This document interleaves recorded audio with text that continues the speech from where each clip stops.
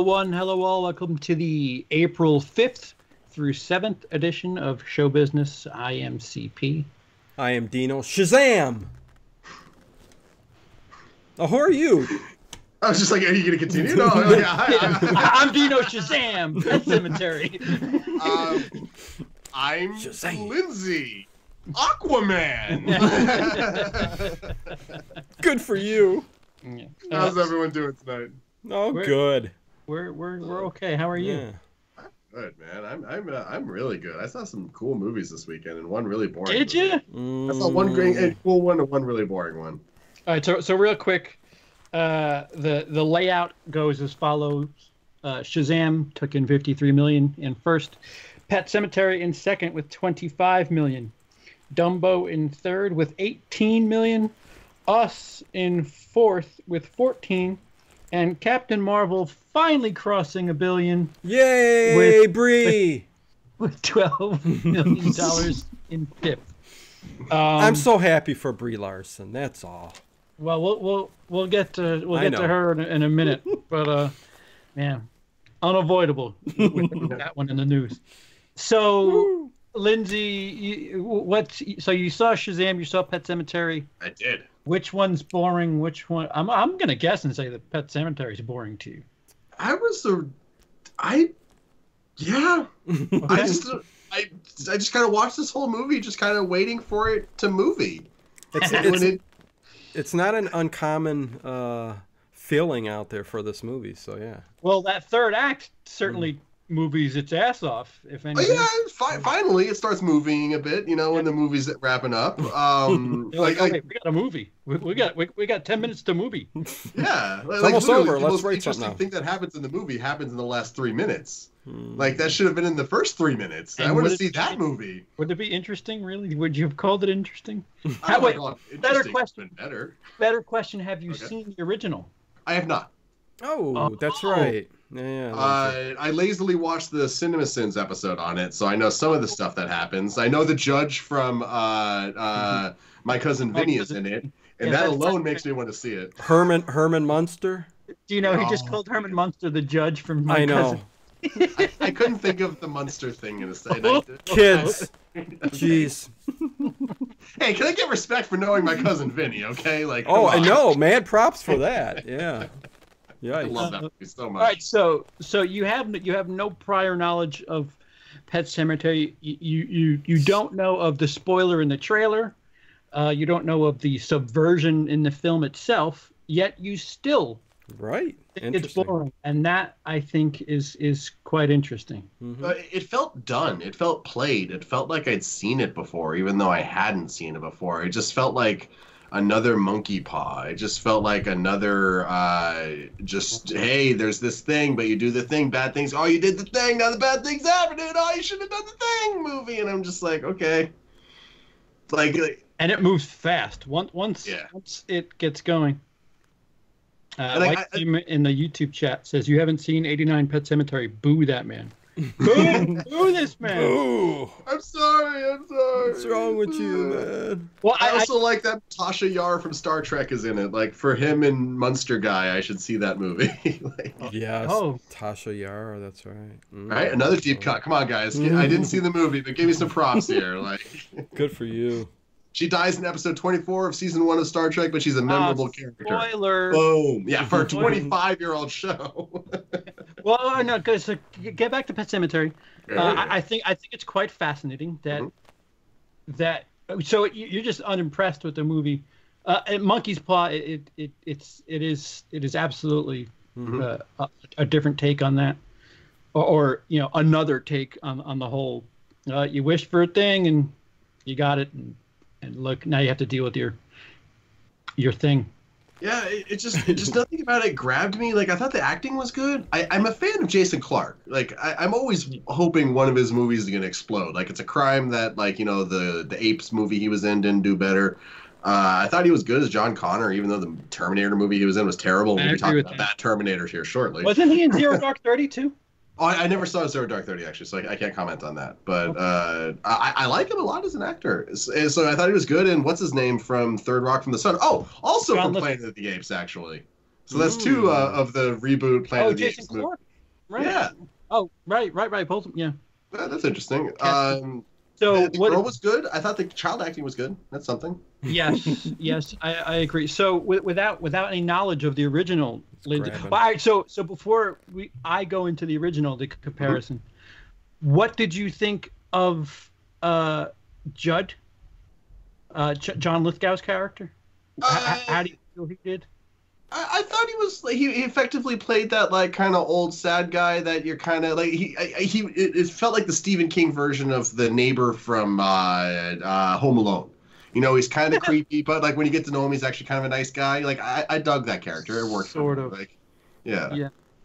Well, maybe it's a stretch to compare the two, but yeah. As far as comparing the actors, what would he win a medal in the Olympics?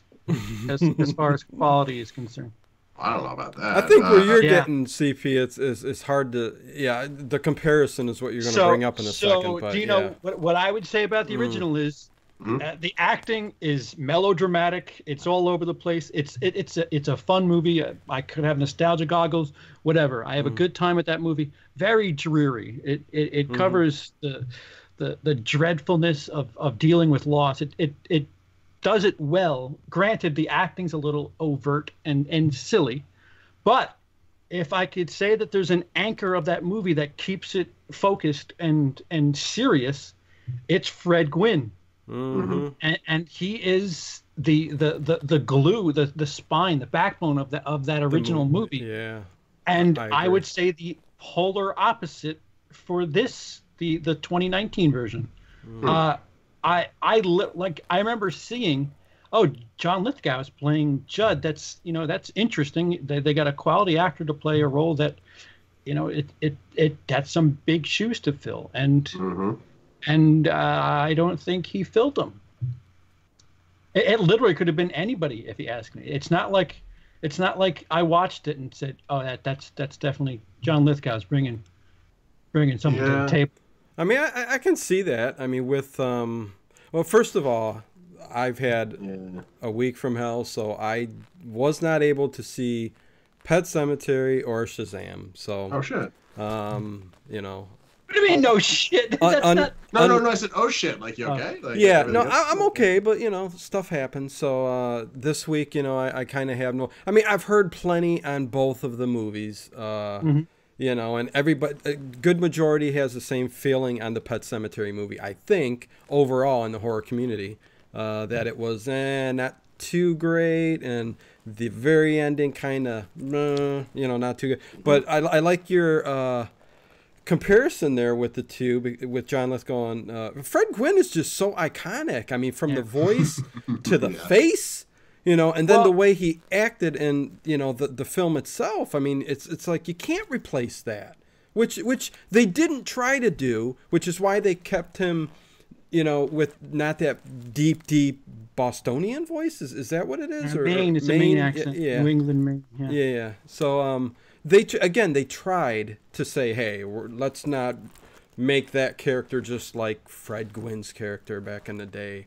But still didn't seem to work, right, CP? The cadence of his delivery too, like there's this cryptic sing-songy way he would deliver his lines, and it like when he spoke, you paid attention, no matter how important the line. Fred Gwynne commanded the scene.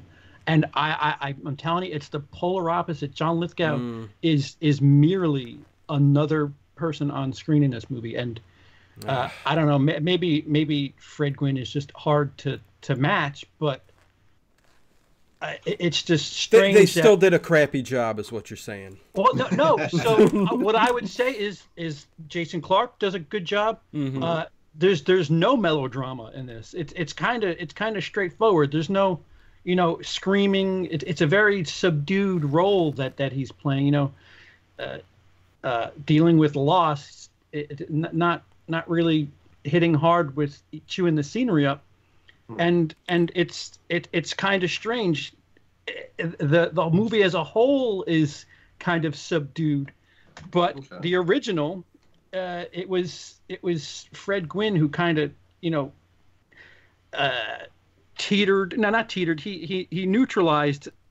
He was a good counterbalance for the bizarre acting. Yeah, I think by when Dale Midkiff specifically. Yeah, I think what I'm getting is they missed on the mood and the emotion, and the writing was a bit all over the place. The writing is definitely all over the place. Like, there's so much foreshadowing for the truck. It's like, dude, let's make a big deal out of this. Yeah. Calm down. Yeah. Like, imagine if the birds had like 3 scenes talking about like random incidents of bird attacks, like right before the birds start attacking. It's just like, okay, we get it. Birds are going to start attacking. Like, well, the other thing birds is are going to kill someone. But, yeah. They had so many missed opportunities in this movie too, Lindsay. Like where they, White Tim in the YouTube chat, big Stephen King guy, and knows more about the books than arguably Fuego from the Horror Show probably could go pound for pound with him. The thing about the book that I always hear from people that love the Pet Sematary book is the Wendigo are a way bigger deal in the book. And in the I wanted them to go into that more in the movie. That's interesting. Exactly my point. They bring it up and nothing. Like it's merely a shot of a tree, a page in a book. That's it. The kids with the masks. Who cares? I was happy the drum music was in there. That actually got me really happy. But then the fact that it never came back, I was like, oh, come on. There's like 4 or 5 things where it's just like, well, why even do it? The Wendigo is a big deal in mythical folklore. So the fact that they didn't make a bigger deal out of that in the movie, probably, even though I haven't seen it, is kind of a big deal. They should have probably, so... Well, I was just fascinated by that whole place. Like, the first time she goes to the cemetery and she's, like, climbing this thing, I'm like, wait, what is this? And then they're going back there and they're talking about the barrier can't be broken. I'm like, oh, did she break the barrier, like, when she tried to climb it? Is that why this stuff's going to happen? But then, no, they just climb it and now they're off in this other world. I'm like, wait, what's this other world? What's this, like, weird? Like, I wanted more of that. And I guess it's, like, I don't know if maybe that's just more of a staple, because I haven't read much King, actually. I don't even think I've read any. I could be wrong about that. But in King adaptations, I feel like they're always like, hey, look at this thing. Isn't this cool? We're not going to do anything with it. But wasn't that cool for 2 seconds? Oh, no, we're not touching that again. But wasn't that cool? Thinking the same as me, man. Make the whole movie just on that. Like, what's going on there? Why is this happening? Switch it up. But Well, so as somebody without history to the franchise. I can't believe I call it a franchise. Oh yeah, there's 3 of them. We're getting that Stephen King connected universe. Like they made the Derry. There was Derry. Like we're getting that SKEU. It's coming, guys. Well, the dude, man, he's got a lot of books and movies. But go ahead. So, how did you interpret, or I mean, you kind of touched on it. How did you take their explanation or getting to the other cemetery? There's the pet cemetery where they bury the pets, and then there's the don't go further. How did you feel? I like the line of like, so how far does our property go? Further than you'd care to go. I'm like, whoa, there's something cool over there. Okay, so when are we getting there? If that's my property, I'm going there. But anyway. Yeah, right, exactly. Yeah, someone tells me about my backyard, like, oh, I'm going all the way back there. Let's find out. Hell yeah, man. I like that it wasn't like overly explained. Like even though I wanted to spend more time there, I you know, like it kind of built up the mystery of it. Like, you know, I would have liked if like there were more visual like hints at the origin of it or whatever, as opposed to like a big dump. I just wanted to spend more time there is my thing, because the house was so boring. It was such a boring house. Picnics and all that, you know, I could see that. And the fact that the opening picnics there, and the fact that the opening scene is that house on fire, I'm like, oh, so there's literally no, I should not get attached to this house. Right, Dino. They open with the ending. Really? Judd's house. The opening shot is Judd's house on fire, and open car door. It's a really strange choice in my opinion. The opening shot is what essentially is the last shot. It's kind of an interesting choice. But good one, bad one, Well, it built up like, oh, so some shit's gonna happen, but then I'm like, wait, I'm watching a horror movie. We know that obviously some shit's gonna happen. Right. Yeah. So as somebody, you know what it reminded me of? Sorry. Don't Breathe. The way that movie opens with like the guy dragging the woman through the street, and then that's the shot later, and like, why show me this? Yeah. it's what was the point? Yeah. Yeah, I feel like this movie, I'm really curious to see how you'd feel about the original now, seeing the remake first. This is a fun experiment if and when you have the time to do it. Because I felt like stuff like that, like it was just like, yeah, of course we're going to the other Pet Cemetery because, movie.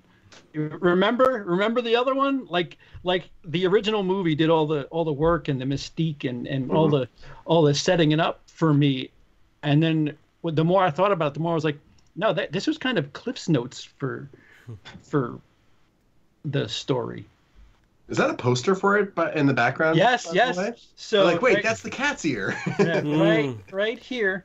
We were at an overbooked screening. We didn't get to see it on Wednesday, but we got a poster.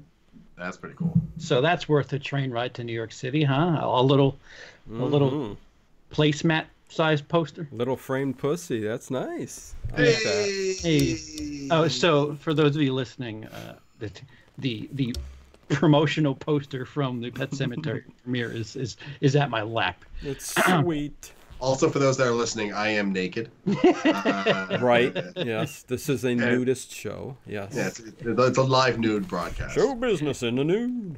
Covered in only fruit roll-ups at the bottom. Nude business. Thank God the air's on. Oh, go ahead.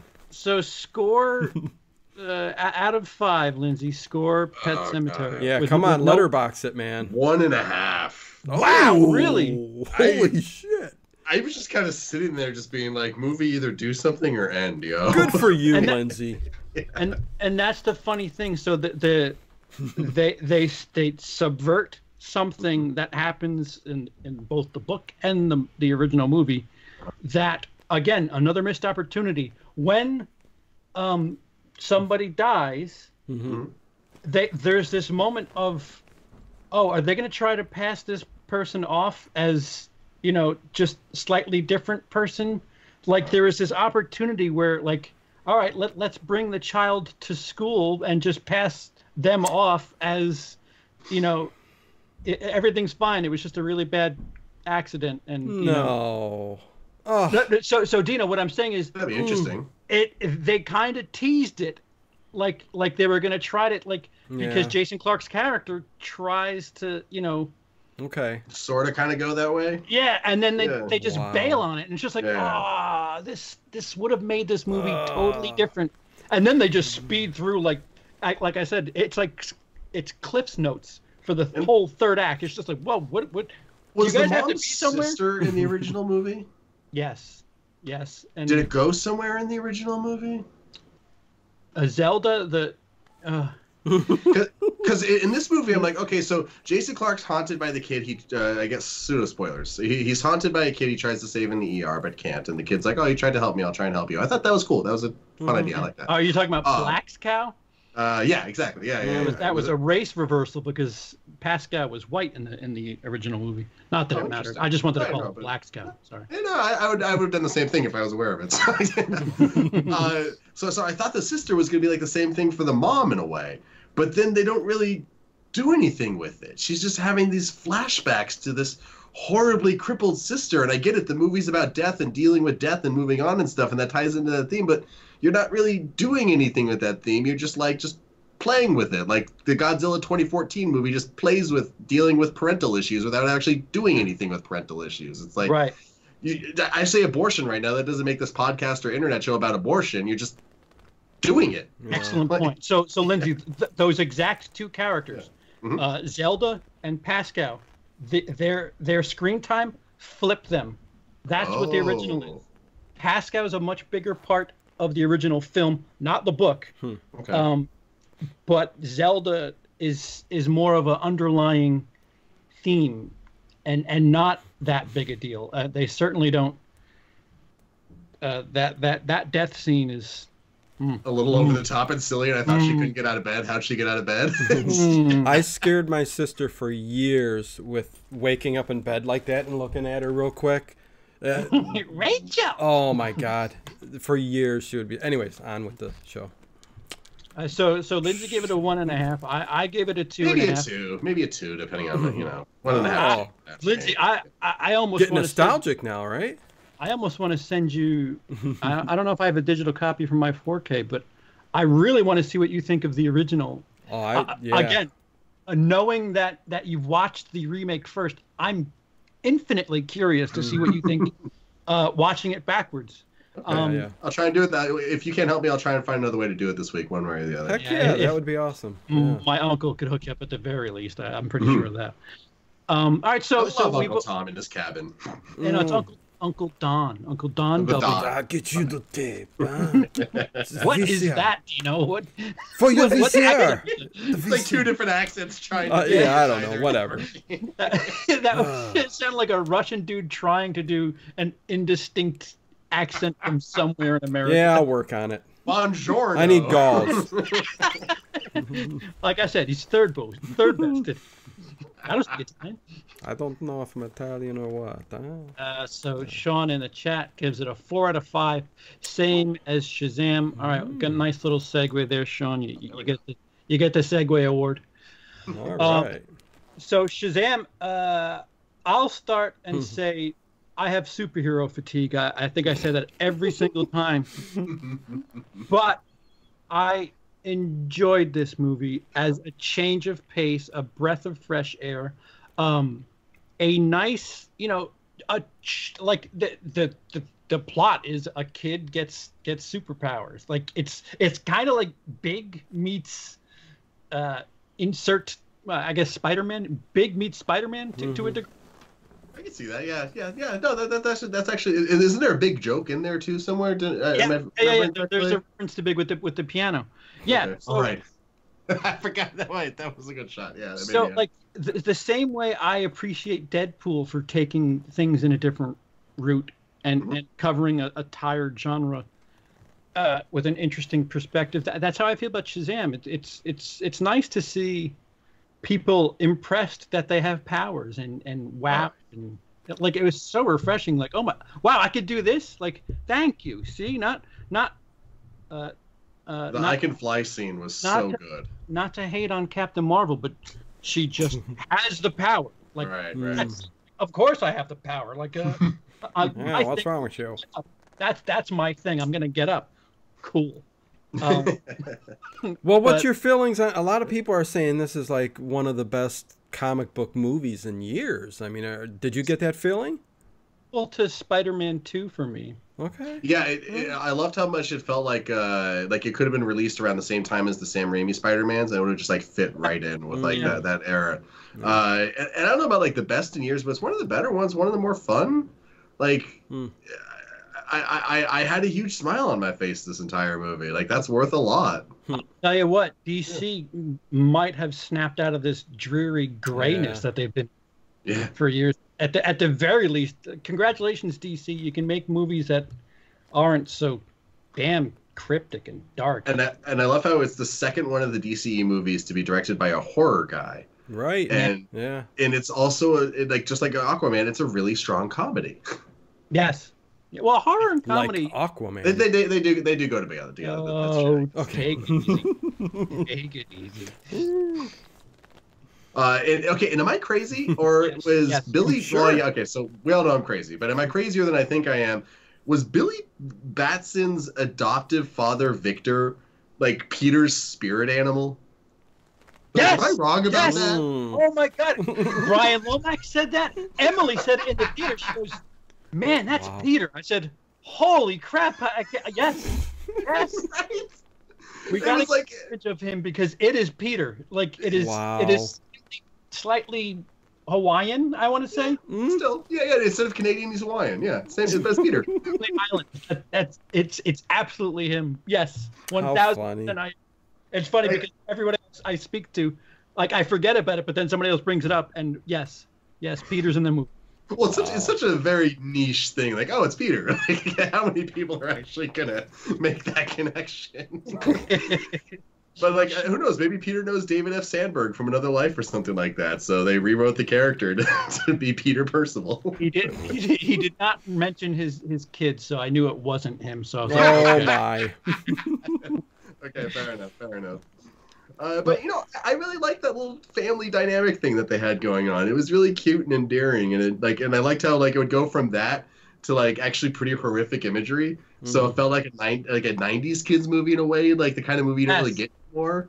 Yes. And like they're drinking beer, like respecting kids because kids just want to be grown-ups, and like that's the best movies from the 80s, the best kids movies from the 80s treat them like, you know, young adults. Granted, they don't know what they're doing.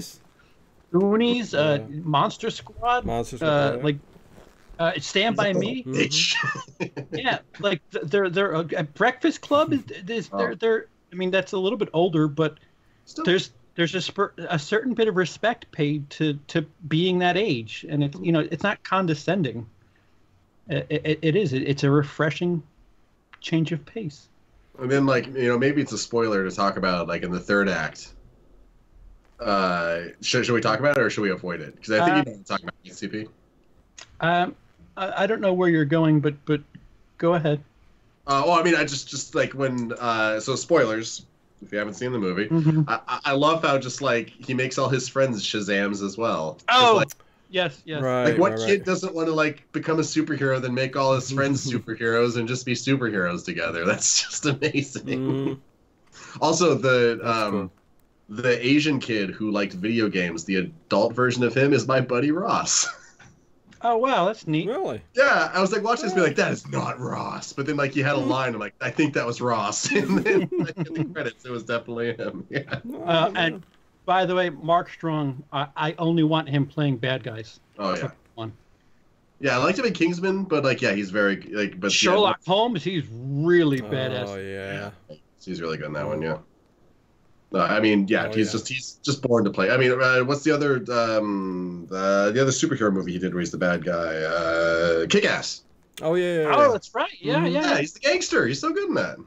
Yeah, I like me some Mark Strong. He's another similar movie. I mean, no. Kick-Ass is R-rated. Yeah. With the volume turned up a bit, it is similar. Yes. Okay. I would like an R-rated Shazam. That'd be interesting. It's called Kick-Ass. It kind of is, you know, without the lightning. Oh, and fucking John Glover from Smallville for like 2 scenes, or Danny Glover. No, Danny Glover's a black guy. He's too old for this shit. Yes, he is. But that was fun too. So it was like just weird little callbacks to previous DC, and like Annabelle's in one scene because David S. Sandberg did Annabelle Creation. Right. Why not? I love how we've got 2 different Conjuring direct universe people in the DCEU now. That's funny to me. It's all Warner. Hey, let's stop with all these little Easter eggs, though. Come on. You know, no, the cinematic universe. It's gonna. I know. Everything's got to be connected because you can't make a movie that's isolated and just be one story anymore. It has to. I thought the Annabelle was actually pretty subtle. Did you notice it, CP? I didn't see it. I didn't. Oh well, that's very subtle. Yeah, it was just on the shelf in a pawn shop, like really early in the movie. It was just there. Like it didn't focus on it. It was just part of the frame. That's cool. That sounds cool. Yeah. You mean it didn't get the blue milk shot from Rogue One? It did not get the blue milk shot from Rogue One. Thank God. Look, guys, blue milk. Remember blue milk? It's packed full of vitamins. Really hops on screen. Member, I member. I wanna reference Red Letter Media so bad right now. Do it. Jaws. Remember Scarface? Remember ATSTs? Ats. Red Letter Media. We're here because of Red Letter Media. Oh, absolutely. Oh, yeah. I pray to the throne of Red Letter Media. Blue Amanda's Wasp was disappointing. Good, but not as good as the first Ant-Man. Oh, they're talking about Ant-Man and Wasp in the chat. It's interesting. CP saying good things about a comic book movie. That's a first. It's not a first if it's a change of pace. I love Deadpool. Deadpool 2. I think it was my top 20 of 2018. And here, get your recorders ready. I am extremely fired up for Endgame. Ooh. All 3 hours and 2 minutes of it. 2 minutes? Ah, fuck it. No, I'm done. I'm sorry, I'm out. That's your second F-bomb. Yeah. No, it was my first one. No, it wasn't. What was the first one? I don't remember. And you know that, it was last week. And news did just break. I mean, if you guys haven't heard already, Shazam 2 is already in development with the original writer. So there you go. Right. Well, I mean, we knew that. The Rock, Black Adam, like they gotta go there, like. Yeah. So while we're on Avengers, real quick, they set the pre-sale up, and it broke. It broke AMC. I think it broke Fandango. Mm-hmm. And early projections are 300 million opening weekend. Wow. Thoughts, gentlemen? Only 300 million? Really? Well, so what's has there been a bigger opening? I mean, 20 is the record right now. Wait, I thought Jurassic World had the record. No, it's Star Wars or Star Wars. It's I think it's not Phantom Menace. I think it's Force Awakens is. Worldwide it was the 500 million. That's right. It was 200 million for the domestic. So yeah, I guess 300 million would be a 200 for what? Force Awakens or Last Jedi? Oh no, Jurassic World 208 million domestic opening, but it's like, but it made 500 like worldwide opening. And what's Force Awakens? Don't give me a second. I don't have to explain myself. Force Awakens. Tim in the chat says it's going $1 billion first weekend. That it's possible depending on how many screens it's on in the world. That's a tough one, but anyways. Yeah. 247 for Force Awakens. 247. So I think that is the record. Yeah, 220 for Last Jedi. So probably. So 247. It's not that far out there. What about this movie in particular? I know it's ending kind of a little, the whole thing here, but what's got it so up there? And Gino, are you unfamiliar with Infinity War? Oh, no, I've seen it. So it's a cliffhanger ending with right.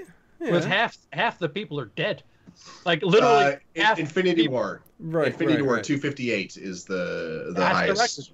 Yeah. Oh, so okay. Yeah, 300 is very possible. No, yeah, that's true. That's true. And Jurassic World came in fourth. I wasn't that far off. Well, it was first once upon a time. For 6 months. Yeah, I mean, I get it. The whole cliffhanger thing. The trailers just haven't done anything for me, really. But I like that. I like that they're being kind of vague about it. Me too. Yeah, that could be a good thing. Remember that? I agree. Remember in trailers you're like, I wonder what that's going to be like. Right. Oh, that's something from the end. That's something I really wish I hadn't seen. Especially like the control that they're demonstrating, because everyone in the world is going to see this movie.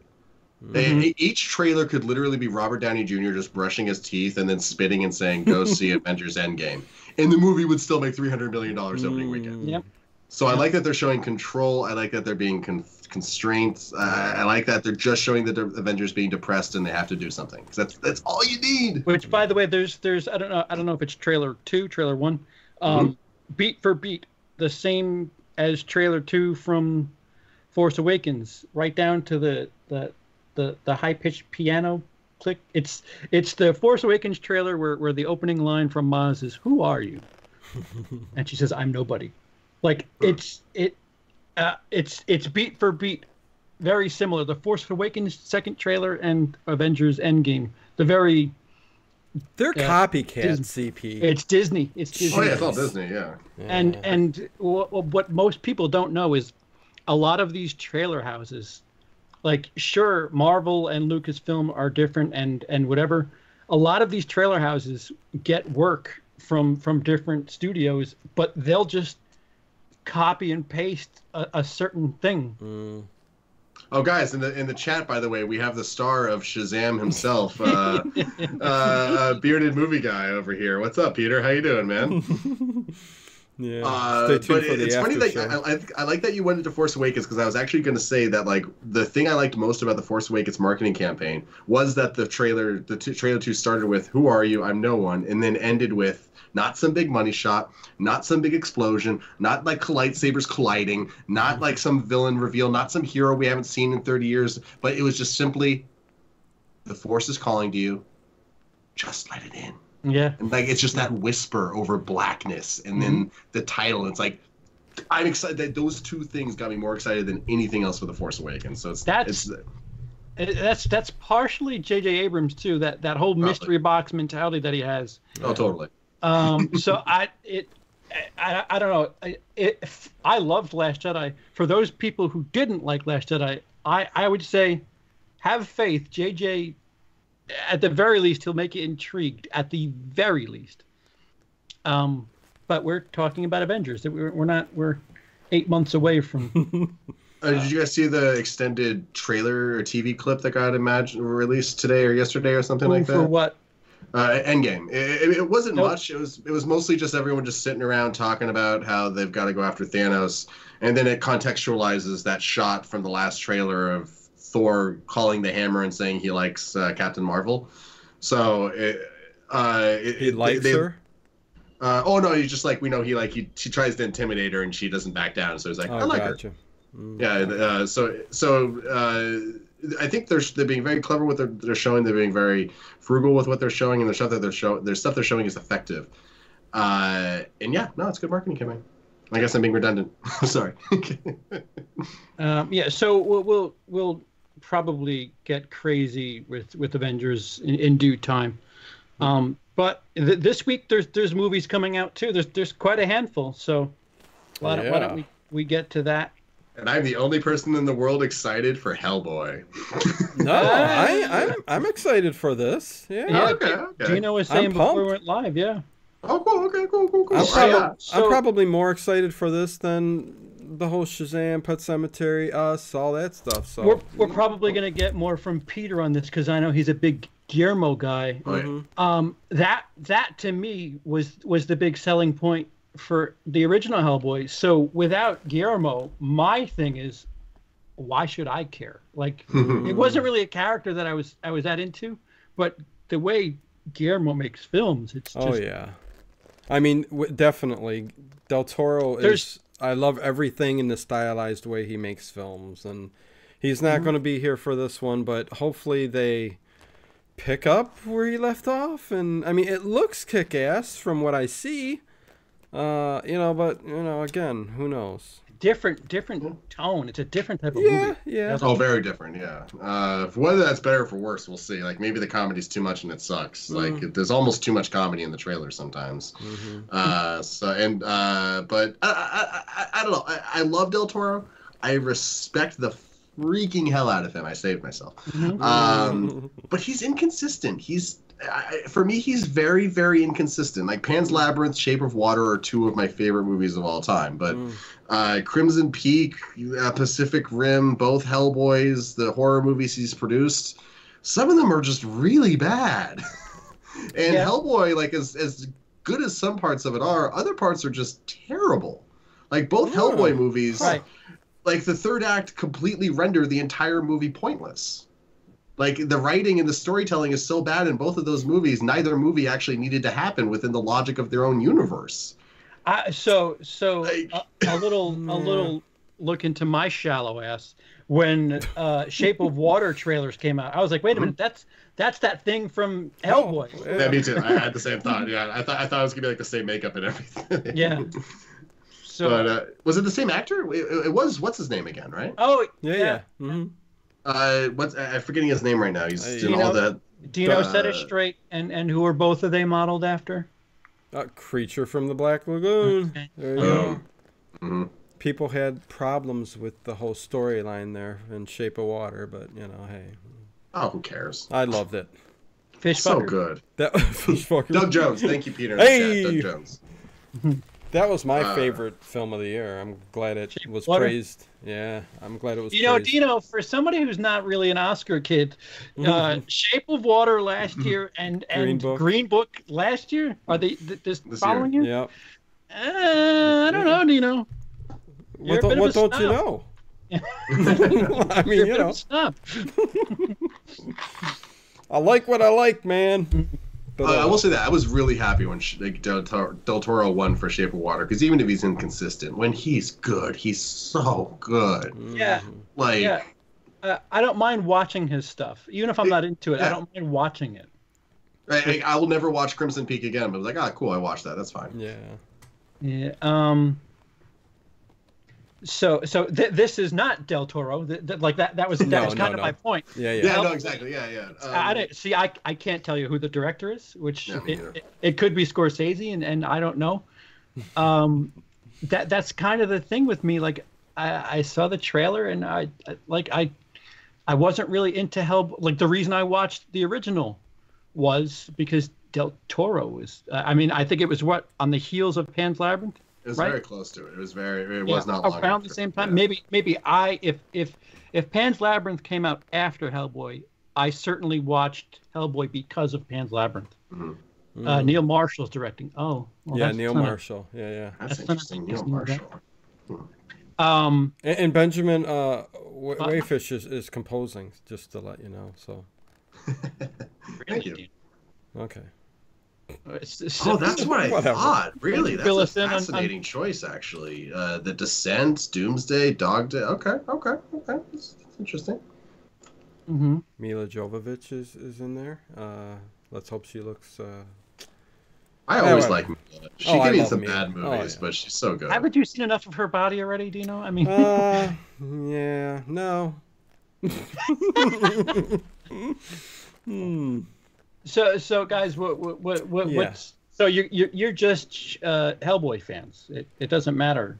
Well, yeah. Well, it seems like Lindsay didn't really care for the first two that Del Toro did. They were just a mixed bag. The parts that were good, but like I just didn't care about the story or the characters outside of Hellboy. I can get you. There's some films where I can like go back on what I always say about films, like, that didn't make sense, this didn't make sense. I just enjoyed it for the flat-out entertainment of those movies. I mean, freaking badass Hellboy walking around. I mean, Jesus. I mean, I love that, So some movies I can overlook the stupid little mistakes and stuff, but, majority of the films I kind of, give them a hard time, but, oh well. And other movies coming out this weekend. If you enjoyed Big but thought, you know what, I'd rather this be a black girl, man, are you in luck, because I've got a film called Little for you. And if you liked Big, if you like 13 going on 30, vice versa, what else am I missing? Freaky Friday, maybe? Freaky Friday. It is related. That movie. Yeah. I was going to say, don't you pretty much also have to be like a 12-year-old to 16, 17-year-old girl to really dig this movie and get into it? I don't know. Like, well, I mean, it seems like they make this movie for every generation. So you'll like it, CP, right? Listen. Wait, I can get myself in trouble. I can't. I can't say anything about the actors in this movie. Back up, reverse, rewind. I'll tell you what. In the trailer, that I actually shows you that they're a little bit more conscious of things. Big, the story in Big, it's a 13-year-old boy who's dating a 30-plus-year-old woman. Yeah. And that's not considered. Well, how long ago was that? I mean, times have changed and people think different now. Well, technically, he looks like he's an adult in the film, right. But in Little. In Little, she is a grown-up in a child's body, and the child is very provocative. Yeah, she's hitting on her teacher, and she's like, "Oh, do you feel what I feel?" And the teacher's like, "No, stop thinking that." Yeah. And it's like, "Oh, see that you kind of you tipped your cap to how weird that would be." And right. Yeah. And it's in the trailer. See. Yeah. At least they addressed it. Yeah, because it's very serious. I mean, Whoa, guys. Okay. What, Lindsay? Lindsay's got. Sorry. Holy White shit. Tim just dropped in the chat. The 14-year-old girl who plays the teenager pitched Little, and according to quick googling, that is accurate. Really? Did she walk into a studio and say, "Boy, have I got an idea for you"? Well, you're right. Sit down, Mr. Hanks. I'm going to tell you the story. Well, yeah, according to the Wikipedia page, and I found this other places too, but this is just a quick synopsis of it. I'm Marcy Martin, who stars in the show Blackish, created by Kenya Barris, came to Kenya Barris with the idea of the film in 2014 when she was 10, having been inspired by the film Big. Martin acts like an executive producer on Little, and at the age of 14 is the youngest person to ever hold the title of a major Hollywood production. Well, you know what? That's interesting.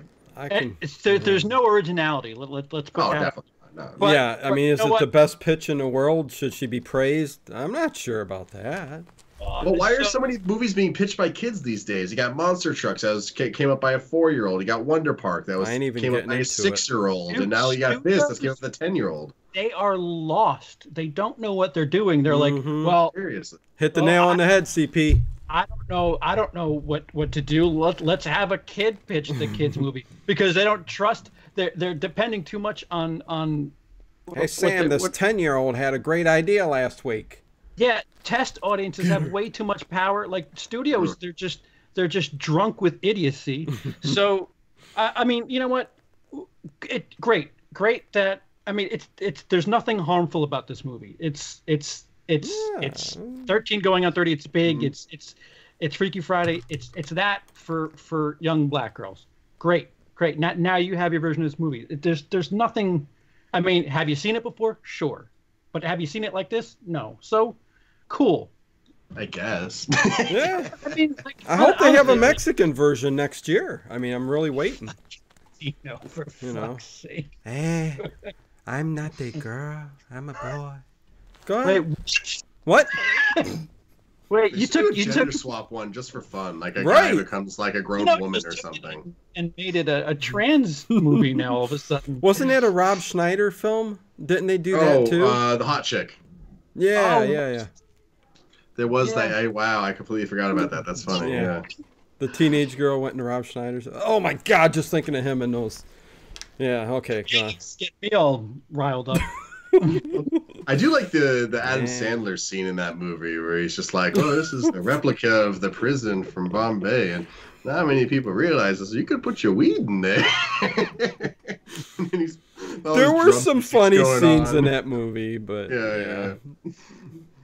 No golden grail. That was the female is what's her face from Mean Girls. Rachel McAdams. Rachel McAdams, yeah. So everybody's got their version of this movie now. There's nothing. Yeah, I was flipping through it, and that movie came up, The Hot Chick, and it was the perfect scene. They were in the club, and it was looking good, and I said, "Oh wait, what's this?" So God, it's horrible. Kill it with fire. Okay, on CP. So the rounding out the big three. Save the best for last. What was it called? Missing Link. Missing Link, which when I was in Denmark in January, I think they had it early, or they were getting it early, or it was a bigger deal over there. I know that much. Really? And I'm like, what is this? And then sure enough, we started getting trailers and stuff for it. I'm like, oh, this is that thing in Denmark. Which animation Leica, so yeah. What's that? I don't know. I mean, it's just like it's Leica, so like it's always a weird concept that doesn't sound interesting, but then it always ends up pretty good. What's Leica? I don't know what you're. It's the company that made it. Their other movies include like Paranorman, Box Trolls, Coraline, Kubo and the Two Strings. No way! I love every one of those movies. Yeah. Emily loves Coraline. Oh, Coraline is one of my best. I love that movie. Yeah, so a little bit of an out there animated movie. Might be pretty good then. Hey. You have a full flesh of flesh.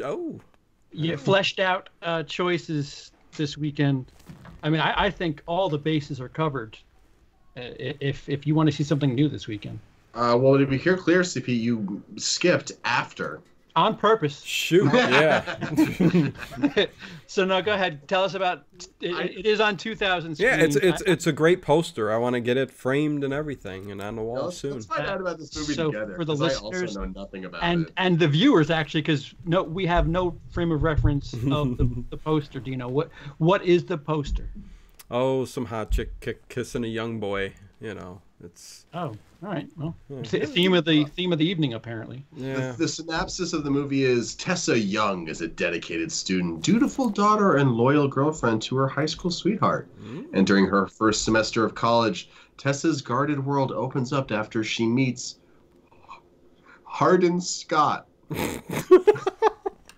Oh, Really? no. A mysterious and brooding rebel who makes her question all she thought she knew about herself and what she wants out of life. Please tell me it's R. PG-13. Oh, no! I know. Why even make the movie? Hardin Scott. And who's in it? Harold Fiennes, Tiffin. Is that any relations to the other Fiennes in the family? Joseph or Ray? Maybe? I'm just curious. Maybe it's it's a daughter and she's trying to get her break in Hollywood and just put her in this movie. I don't. Maybe he's super effeminate looking. I don't mean that in a bad way necessarily, but I'm just like, in a really? good way. No, Okay. I just mean like you're the star of a hot throb teen bopper movie. All right, maybe I'm getting too old for this shit. Well, yeah. Lindsay, did you see what did we talk about? All right, so you have a bit of interesting news regarding what came in fifth 2 weeks ago, which was Unplanned. Oh yes. You did some homework on these. Well, I would call them American propaganda movies, whether it be religious or D'Souza or Michael Moore. They're all kind of propaganda. For This part of the show is called Lindsay's Deep Dives. Well, I'll keep it pretty quick here because I was looking at Unplanned. It came in. Where did it come in? It came in 8th this week, falling from 4th place. And what I thought was interesting was even though it fell 48.6% at the box office, which honestly isn't too bad, it did increase almost 500 theaters it was in, as it made that horrible drop. So I'm just like, so how well is this movie actually doing compared to other movies? How do these movies really do on like the global market and stuff? And the answer is like all these Pure Flix movies, all these Kendrick brothers, if you go the little slightly deeper cut with the Christian movies, the Dinesh D'Souza movies, they don't get released anywhere else. Like God's Not Dead 1 got a limited worldwide release, but 2 and 3 did not.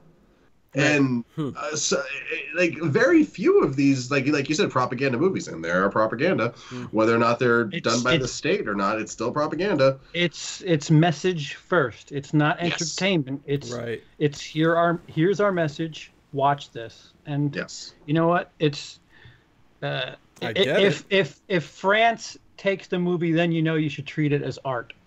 Otherwise, because France thinks Salo is a masterpiece. Well, now I'm wondering, like, are there like French propaganda movies that we don't get to see because they only get released in France? Like, I'm sure every neutral view of World War II documentary I've ever seen, or this series that I own, it's a 6-episode set. It's called Apocalypse: The Second World War. France went out and got all the footage from Japanese army, American army, German army. And they just it's just a telling of World War II from all the battles and every side of the war. It's so incredibly, I don't want to say neutral. It's just imagine as it shows you a different side. Yeah, like you know, in Germany, it's very serious. The message is one thing. We're doing all right, and in Russia, it's something else. In America, it's just we'll wait, hang on a little bit. We'll be there in a little bit. It's just really interesting. It's really interesting to see something like World War II because, I mean, you think of American cinema, it's always America saves the day. That's all movies are about World War II. Unless you're talking about Saving Private Ryan, which of course is, man, war sucks, but we still kick ass. Do we though? Do we actually kick ass? Are we great? I just love how Tom Hanks' last line in that movie is "earn this." It's like, how do you ever earn that? Like, how do you like? Yeah. Anyway. Yeah. So like, you know, this documentary series is so. At least for me, I never got a a propaganda message. I never felt like it was pro anything. It was just war. Here's war from different angles. Yeah. So you're saying present day, that's what America puts out there, is a lot of propaganda and agenda films. And the rest of the world really doesn't does your TV anymore. work at home? Because hey, no, I'm on board. That's why I'm saying this. No, I don't think we're saying that the rest America of the world is the only country that does propaganda. Nobody else is buying ours. Right. Yeah. Is the interesting lesson here. Yeah. Right. It's made for it's made by Americans for Americans and no one else. Yeah. Speaking of America, they started pre-production on Coming to America 2. Oh. Quite a sequel, not a remake. Eddie Murphy and Arsenio Hall. What the hell is going on with there? That better be R-rated. I hope so. I'm not sure if it is, but yeah, you would think it would be. Yeah. I don't know how that would work if it's PG-13. Tell me the last time you had a great Eddie Murphy comedy that felt like Eddie Murphy. Right. And that's why this jumped out Mansion. to me. Maybe Coming to America? No, I don't know. It's yeah. Early 90s. Mm-hmm. That's the latest. Wait, come on, Shrek 2. But that's PG. That's not Murphy. That's Murphy's voice. It's animated stuff. Oh, he's starring in that. Oh. Ooh. So actually, I'm curious now. What was the last good Eddie Murphy movie? It wasn't The Nutty Professor, but a quote that was from a couple of days ago. Linda Hamilton, who's reprising her role as a struggling mother in the Judgment Day. Is she still struggling? But anyways, she's struggling to fight Judgment Day. So anyway, Linda Hamilton returning for her career. Oh, no, she's doing it. So Linda Hamilton returning to Terminator was quoted as saying the last three. What is it? I have it up on the screen. The last three are forgettable Terminator films.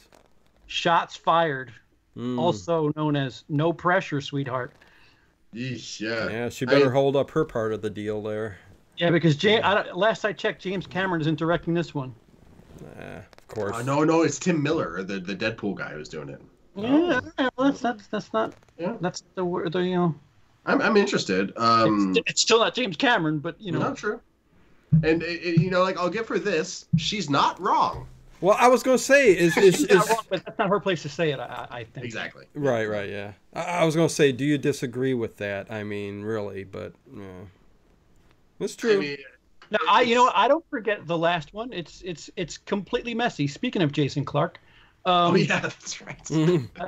I remember it. I remember it being an absolute disaster. The best part of it was J.K. Simmons.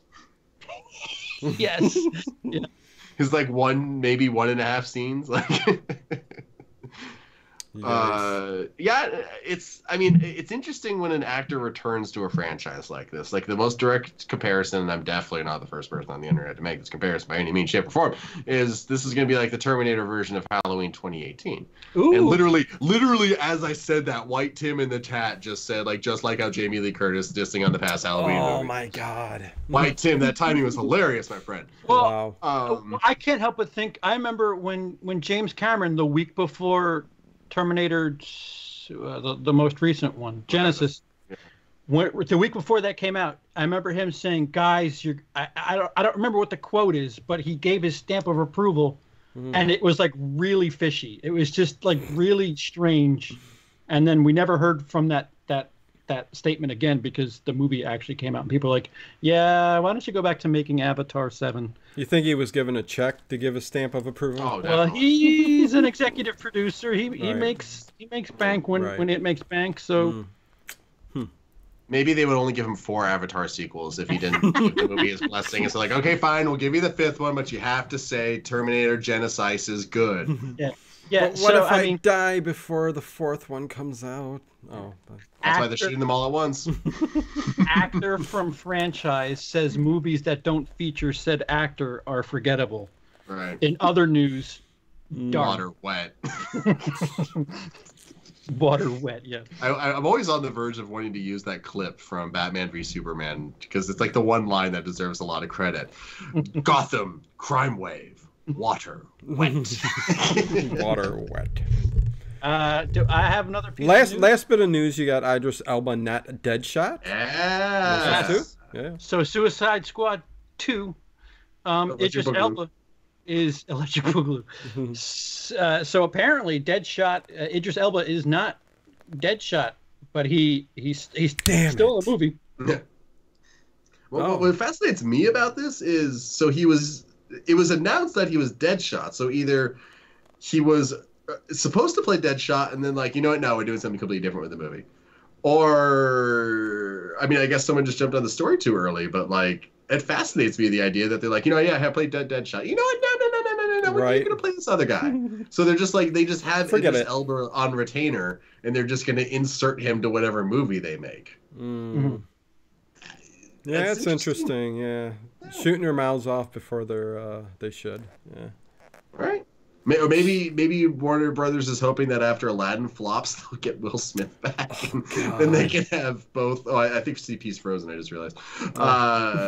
Yeah, there is. Oh, no, now he's back. Okay. They'll get Will Smith back if Aladdin. Yeah, that's funny. I don't know if you've said it, but the thing that I think is interesting is they're not saying who he is. Yeah, that is true.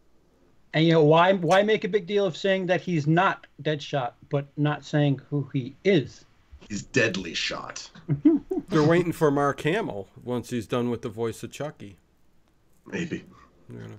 I guess. Oh wait! Oh, we haven't talked about the Joker trailer yet, have we?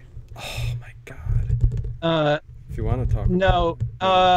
Lindsay, why don't you stick around for at least a little bit for the after show? We'll wrap this up for this. Guys, we're just gonna take a quick break. We're gonna tag Peter in.